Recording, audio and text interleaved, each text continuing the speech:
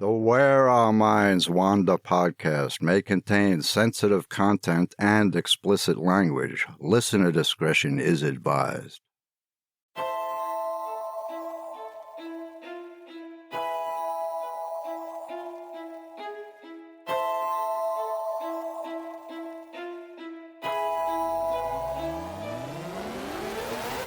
Greetings, fellow wanderers, to the places our minds wander. Where strange lights speed beyond reason across a clear night sky. The house at the end of the road, where disembodied voices whisper and strange noises make the living shiver. Lurking shadows hiding on the edge of the woods just outside your back door. Odd, true events throughout time that lead you down the rabbit hole. I'm Wes. And I'm Beth. And this is Where Our Minds Wander. Hello and welcome to Where Our Minds Wander, all you fellow wanderers. For those of you that are new to our podcast, I'm Wes, and that's my wife and co-host, Beth. Hello, everyone. Thank you for joining us. Yes, thank you, everyone, for joining us this evening. As always, we appreciate each and every one of you who listen to us, and also thank you to those who have checked out our premium bonus episodes. Yes, thank you for that. The episodes are $3 a month, which was the lowest we could set them because we know money is tight for a lot of people. So we really appreciate it because each time one of you subscribes, the money goes directly towards our production costs, and every little bit helps. Speaking of helping, if you haven't left us a 5-star rating and review, that would be greatly appreciated. It only takes a few minutes, and it actually moves us up the list in the listening platform so other people just like you can find us. And we added a new feature that was new to Spotify. For those of you who listen to us there, we posted some specific questions about specific episodes that you can respond to directly. So, for example, we really want to know if you all prefer our episodes to be around the 30-minute length, or if you really liked our last few episodes that were longer than that. And we want to give you what you want, so let us know. And, we haven't mentioned our merch store on TeePublic in a while. Wes spent a lot of time creating some really cool designs. Really cool. Our main logo is there, as well as a haunted house one, and a Bigfoot, and an alien logo. And you can get them on pretty much everything. I really like the Bigfoot one. It is good. I mean, you can get them on shirts and hoodies and stickers and mugs. And pillows. And all kinds of crap. So we want to encourage everyone to go check that out too. It's at Where Our Minds Wander at TeePublic. And the easiest way to get there is to just click on the link in our show notes. Or you can go to our website and it'll take you right there to our merch store. Yeah, there's a bunch of different ways to get there. Okay, so are you all done with the housekeeping? Yes, sorry. Well, so what are you talking about tonight? Well, we've done some episodes on unusual places people can visit. Like we did Cuba Pedy in Australia and Coral Castle in Florida. That we did. And we did the Scarecrow Village in Japan. Yes. So tonight I thought I'd add to the club by discussing this place. The massive ancient city was carefully planned, spanning 6 to 9 square miles. 120 man-made mounds dotted its borders, made of stones, clay, shells, and topsoil. There were 3 types: flat-topped, ridge-top, and conical. Homes, temples, and stages were built on the flat-topped ones. They each had to have taken incredible amounts of manpower as they carried their materials in hand-woven baskets from where they gathered them to the mound under construction. Then they tamped down the soil and clay in layers. Well, they weren't afraid of hard work back then. No, they were not. At the city's center was a massive, towering mound called Monk's Mound today, with a length of 1,000 feet, a width of 800 feet, and a height of almost 100 feet, and it contains over 25 million cubic feet of soil. Archaeologists believe it was constructed and added to in 14 separate stages between 900 and 1200 AD. A large wooden structure once sat on top. This building, which overlooked a grand plaza, may have been used as a temple, a place where the sky realm could meet the earth realm, or it could have been the ruler's residence. Monk's Mound in the center of the city was protected by a 2-mile-long stockade that was added onto or rebuilt 4 different times, with guard towers placed every 70 feet. The whole thing took 20,000 logs to construct. What it was protecting Monk's Mound from isn't clear, but some historians believe it may have simply protected the elite from the commoners. The city was painstakingly planned out, with precision. From the city center, spokes branched out at the 4 cardinal points. Some of the major mounds even connected by man-made causeways that were elevated anywhere from 1.5 to 4 feet off the ground. The city also boasted 5 astrological observatories, which people today collectively call woodhenge. Each one was intended to be used during certain times of year, telling the inhabitants when to plant and when to harvest, as well as the solstices and equinoxes. One of the circles is made of 28 red cedar poles that stretch 410 feet in diameter. That's huge. Yes. The other circles consist of 24 posts, 36 posts, 48 posts, and 60 posts.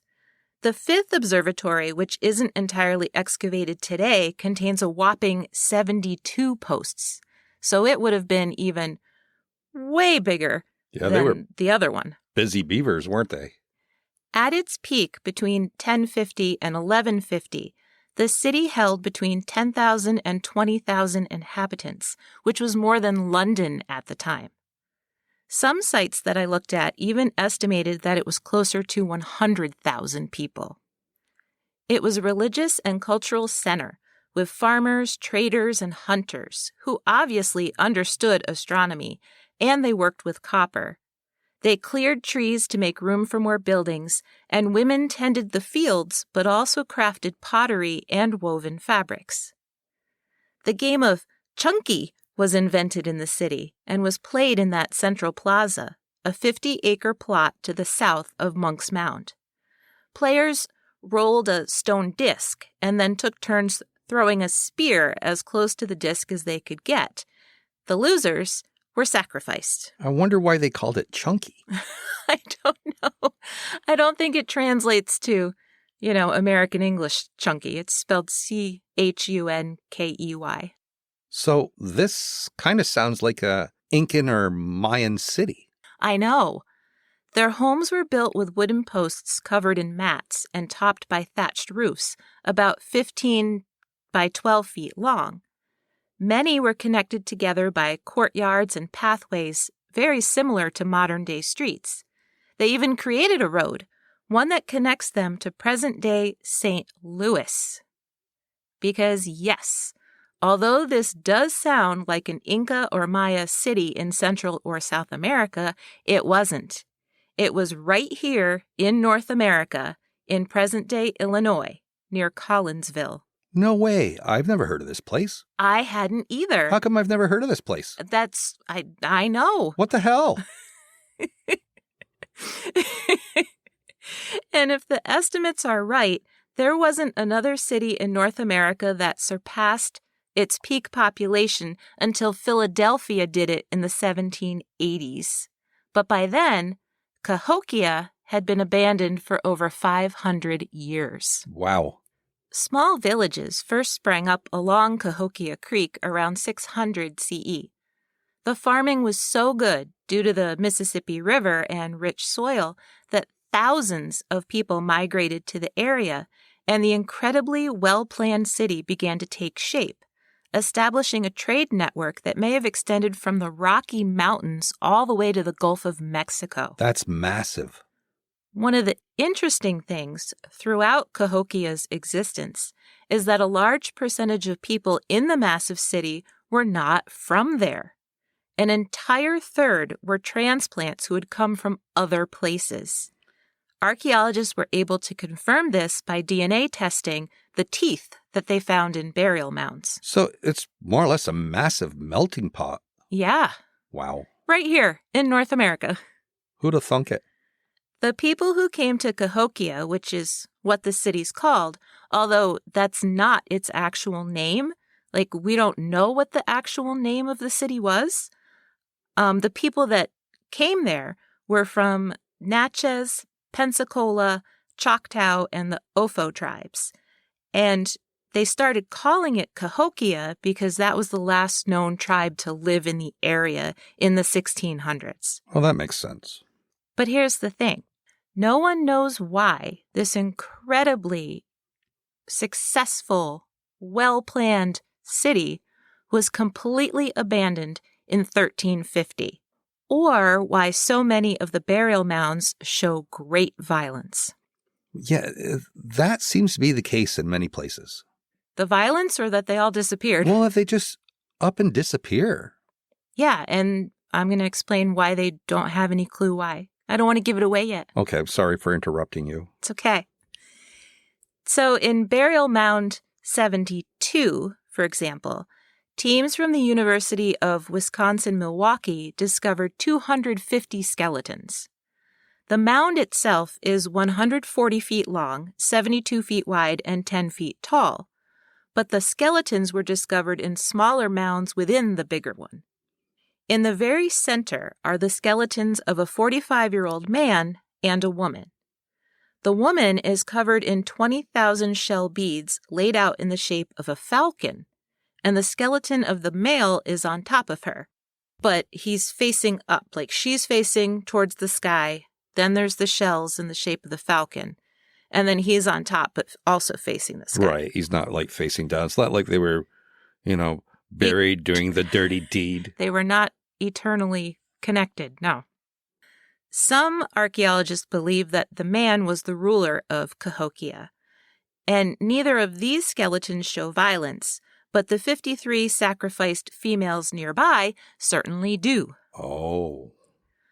Although their remains don't show evidence of violence, archaeologists believe that they were likely drugged and then strangled. Another of the burial mounds, which holds the remains of about 40 men, women, and children, does show evidence of them being slain on site. It's dated to about 1150, so it's the most recent of all the burial mounds found at Cahokia. Many of the skeletons have severed heads. Those who still have their heads show signs of head trauma, and yet some even show evidence of being buried alive because of the vertical position of their fingers, as though they were digging in the sand trying to pull themselves out. Well, that's creepy. Yeah. Some archaeologists and researchers propose that the earlier sacrifices were organized and had significant religious meaning, that there were specific rituals for appeasing the gods the people of Cahokia worshipped, but that the later sacrifices were done more spontaneously and may have been less organized and more frantic. Through DNA testing, researchers were able to prove that the entire group represented one specific population within the city. In another of the smaller mounds, 4 additional male skeletons were found, missing their heads and their hands. Like all the others, it's a complete mystery as to why they were mutilated before they were killed. So there's also the theory that some of these mounds contain the bodies of servants who were meant to serve their leader in the afterlife, although how they would do that without their heads or their hands is a mystery to me. Yeah, that one makes no sense. So much of Cahokia is a mystery because the inhabitants there didn't write anything down. There are a few symbols on their pottery and other artifacts, but nothing conclusive. And strangely, there isn't a single written record or oral legend or myth about the city of Cahokia in any of the other local tribes. Neither the Osage, the Omaha, or the Ponca have anything to say about the city of Cahokia anywhere. So that's really peculiar because most of the indigenous tribes pass down lore.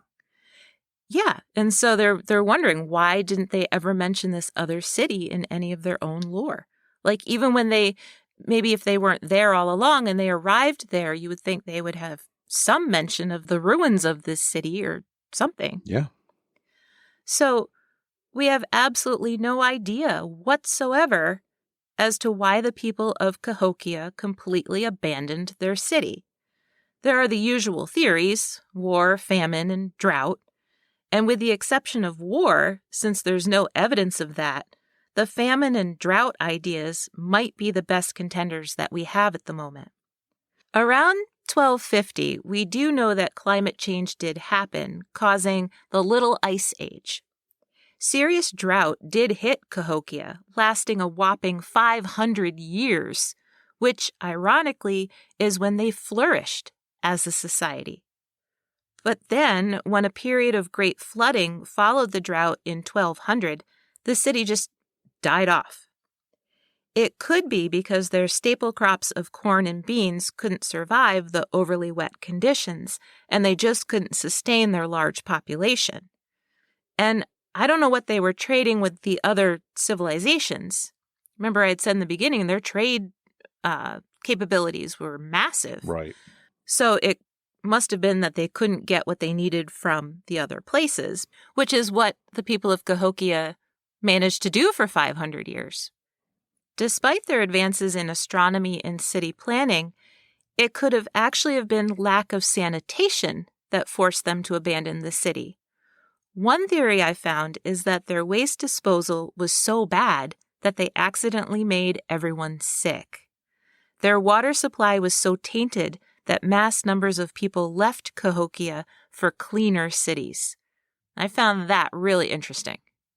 So we may never know, but that could be what makes Cahokia so intriguing. They are obviously a powerful, well-organized, albeit violent, society, at least from my 21st century perspective, and I'd never even heard about them. And I think that's a shame, because I think everyone in the United States should know about Cahokia, and we should celebrate our ancient history as much as other countries celebrate theirs. Yeah, I'm very surprised we haven't heard about it on any of the shows on TV. Nope. Not a one. Nope. Very interesting and disturbing that no one mentions this place. Mm-hmm.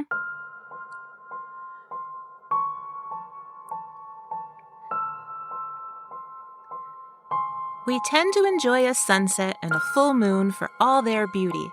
We especially like taking pictures of them. But hey, did you know that seeing the moon was once a lot easier? No, not because of less pollution, but because the moon is moving away from the Earth at a tiny yet measurable rate every year. 85 million years ago, it was orbiting the Earth about 35 feet from the planet's surface. We also enjoy a good sunset. Did you know that if the sun exploded right now, you wouldn't know about it for another 8 minutes? Who'da thunk it? Well, that's a disturbing thought. We might only have 8 minutes left right now. I thought you'd like that one. That I do.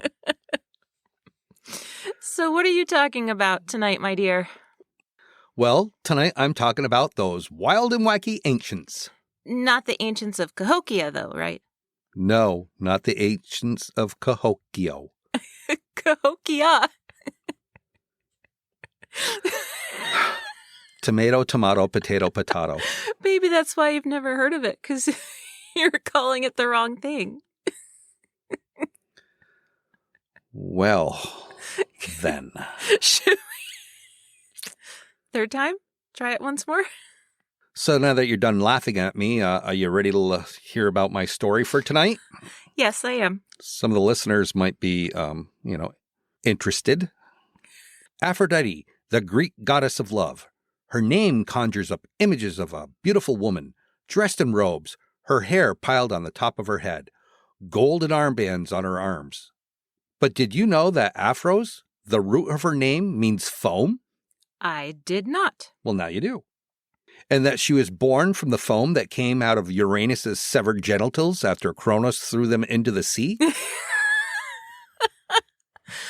Well, now that's a lot to unpack. Well, after that, I don't think he was packing very much. He literally lost his package. I guess so.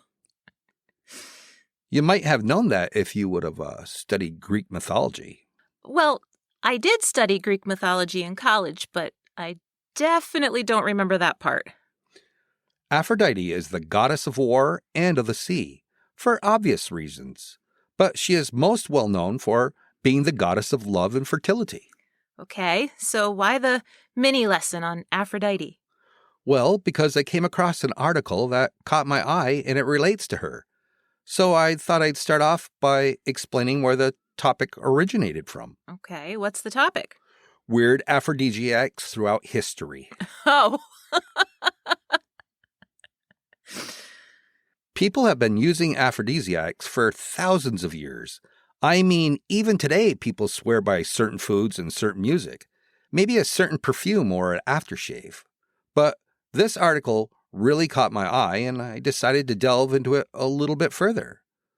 So one of the first aphrodisiacs directly related to Aphrodite are pomegranates. According to Greek mythology, she was the first person to ever plant a pomegranate tree, and so ancient Greeks used the seeds in all kinds of ways. But the king of all bedroom fruits, strawberries, are linked to Aphrodite. Strawberries were once a symbol of the goddess, and for a period in Greek history, people were forbidden from eating all red foods. Why? I don't know.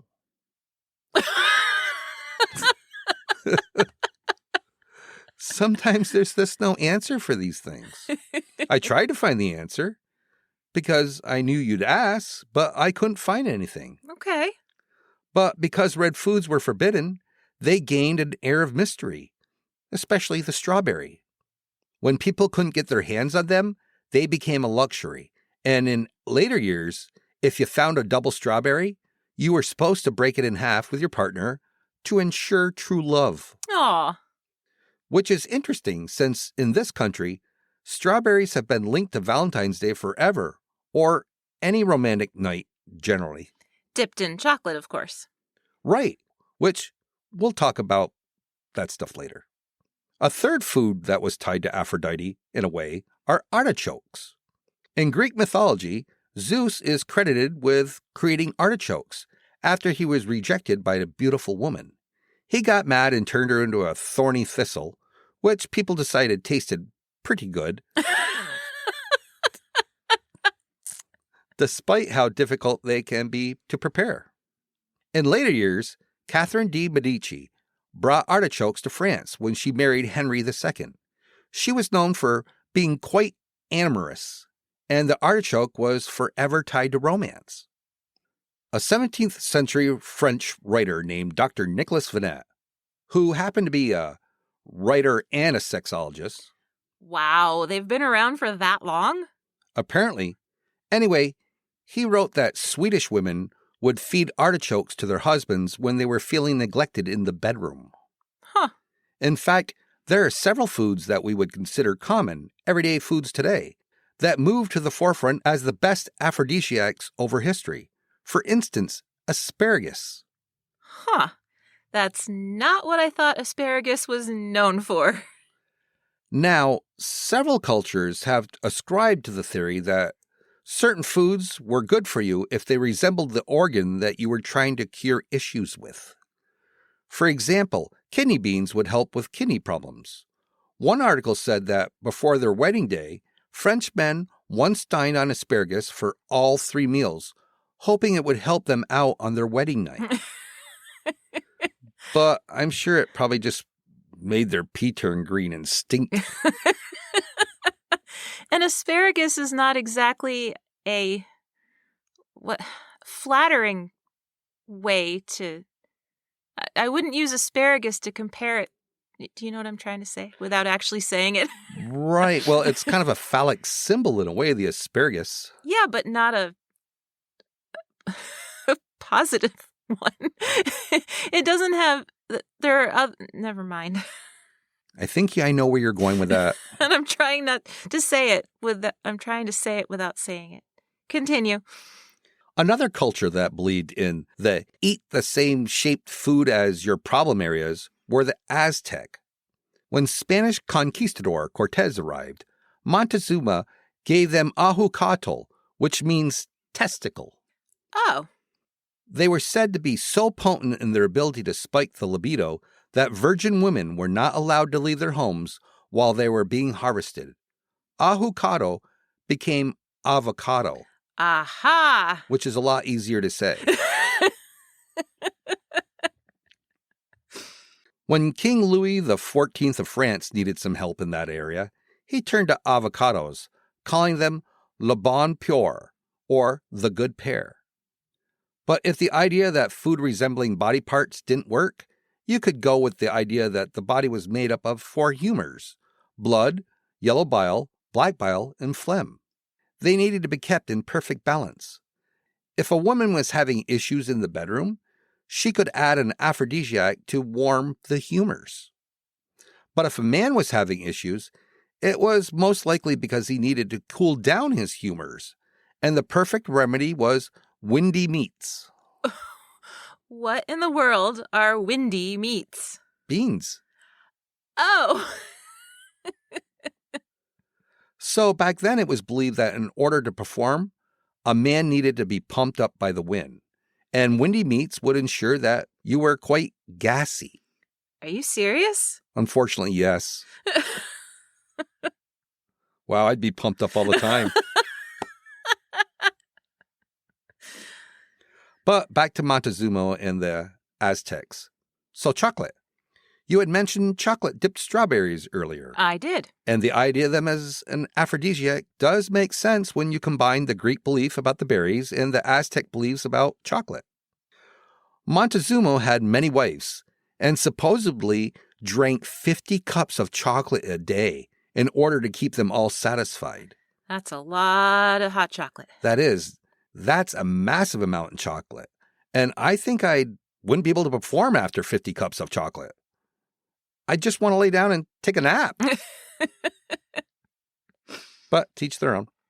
Famed Italian author Casanova wrote about chocolate quite a bit in his memoirs, saying that he too drank a cup of chocolate before going out on his exploits. Interestingly enough, chocolate does contain a couple things that scientifically can increase your libido. Phenethylamine is actually released in our brains when we fall in love, and tryptophan helps release serotonin. I thought tryptophan was the thing that is in turkey that puts you to sleep after. Yes. That seems like the opposite of chocolate helping you increase your staying awake power. In fact, most, if not all, of the foods that I've mentioned so far do have some truth to them. They contain all kinds of nutrients and good stuff we need to remain healthy and to boost our immune system. Some even give us bursts of energy, which could come out in the form of friskiness. But then what about the aphrodisiacs that are a little more out there? Those that don't exactly hold up to the 21st century way of looking at things. Ancient Roman author Pliny the Elder really got into aphrodisiacs. Writing, for women, he was quoted as saying, "A bat's blood too, they say, received on a flock of wool and placed beneath a woman's head will promote sexual desire, the same being the case also with a goose's tongue, taken with the drink or food." Huh.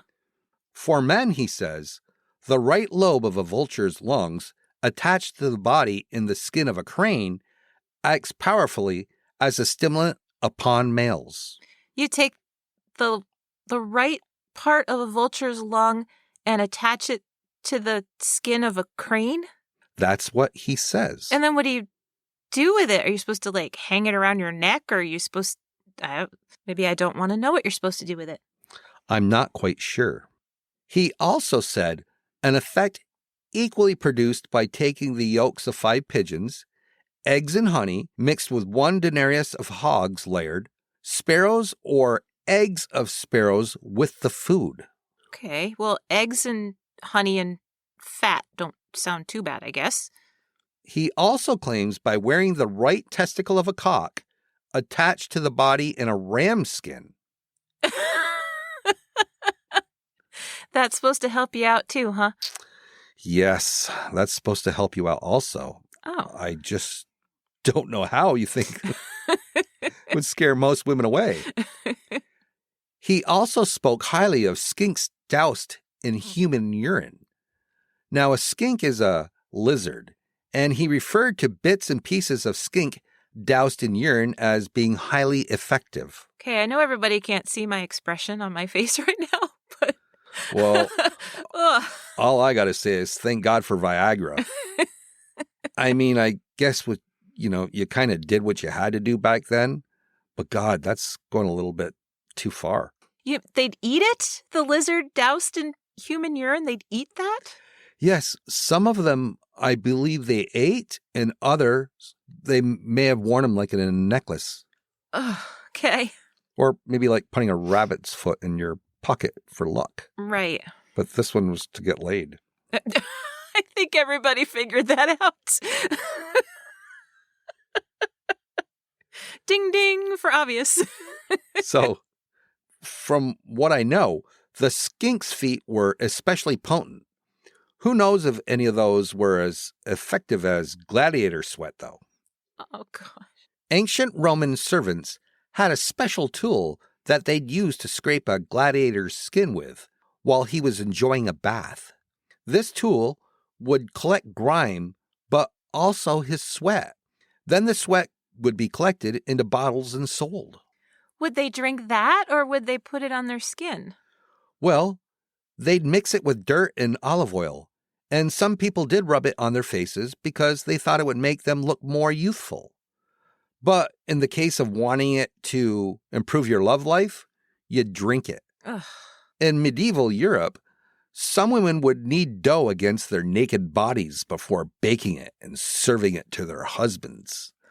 Or they'd pour honey over themselves, and then they'd scrape it all back off and use it to make stuff.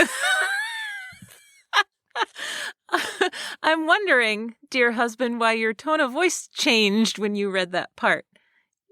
You think that sounds pretty good, huh? I mean, in comparison, or when you put it in perspective against pea-soaked lizard, I guess it's not so bad.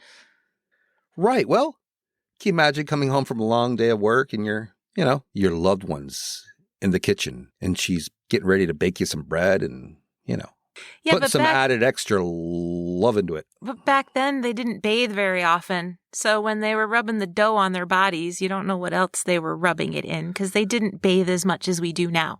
Well, I think maybe we could bring this back. I think you should keep going. So, let's talk a little bit about whale vomit. Oh, no. When sperm whales eat squid, they can't digest the beaks, and they eventually build up in the whale's stomach. Eventually, they're released as a solid mass where they float around in the ocean until somebody harvests it and calls it ambergris and charges more than $27 per gram for it. Wow. Ambergris is used in perfumes, and it apparently has a musky odor. Now, some people claim that it is irresistible to those who smell it. England's King Charles II used to eat ambergris with his eggs every morning to help him get a jump start on his day. But sperm whale vomit isn't the only animal secretion that people have used as an aphrodisiac. So durian fruit is that incredibly stinky fruit in Singapore that smells so bad that it was even outlawed in public places there. But if you manage to get your hands on some that was eaten by an elephant and then pooped out, you're in luck. And you'd also be out $300 for a small sample. That's ridiculous. I know. But it's said to work wonders. That's if you're willing to eat something that came from an elephant's digestive tract. Apparently, lab rats have shown quite the libido after eating it themselves. So there may be some truth to it. Okay, so let me just interrupt for just a second to say that we are in no way encouraging anyone to eat anything that came out of anything's butt. Please don't be that dumb. Well, some people actually are that dumb, especially when it comes to buffocaine toad excretions. Oh, boy. The little poop nuggets are supposed to be rubbed on your skin, but some men either didn't know any better or thought the poop to skin contact wasn't enough because they ate the love stone they bought and then died. Oh, my gosh. Buffocaine toad secretions are filled with deadly toxins, and although they do occasionally provide very long, very painful erections, they also cause a very painful death. Boy, I just find it so funny how, people will go to great lengths to pump up their junk. And try all kinds of disgusting things that just should not be eaten. So, to end our journey into the land of weird things people have used to spice up their love lives, we're going to return to edible, safe, everyday food. The ancient Egyptians believed that one of the best aphrodisiacs was lettuce. Really? Yep. In fact, they believed this for over 3,000 years. Min, the Egyptian god of reproduction, is often shown with long lettuce near him, and his priest would carry it during religious ceremonies. This long lettuce was meant to symbolize Min's most prominent body part. But what about people who didn't want to improve their love lives? Yep, there were plenty of those people too. Greek mathematician and philosopher Pythagoras didn't credit lettuce as an aphrodisiac at all, calling it the plant of eunuchs. Wow. He was not a fan. Not at all. In England, doctors and writers jumped on the lettuce-hating bandwagon, insisting that eating lettuce would weaken your body's natural lust. And they believed this all the way up through the 1700s. But it was in the 1800s that Reverend Sylvester Graham read some helpful tips in a guide to purity for how to curb the body's natural desires. According to the guide, the best way to dampen your desires was to eat bland foods like brown bread, oatmeal, and boiled wheat. Graham was totally against giving in to certain urges, and he decided to create a food that could be eaten when you wanted to stay far away from the bedroom. What he created was bland, just a square of hard brown flour. But we've been eating them ever since, because what he invented were graham crackers. No way. Yup. They're so good with peanut butter and jelly on them. That's great, dear, but no more graham crackers for you. Well, that was very educational. I learned a bunch of things I probably never needed to know.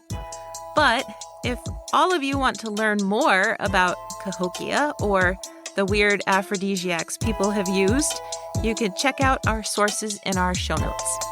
Yeah, I do think that's probably about it for tonight's episode. So we'll see you all next week for an all-new episode of Where Our Minds Wander. See you soon. Thank you for joining us. We look forward to traveling with you again to the places where our minds wander. If you like what you heard, please take a moment and provide us with a 5-star rating and a comment on your favorite listening platform. It really helps us move up the list and become more visible on the podcast charts so new people can find us. Thank you all for your continued support. See you all next week for an all-new episode of Where Our Minds Wander.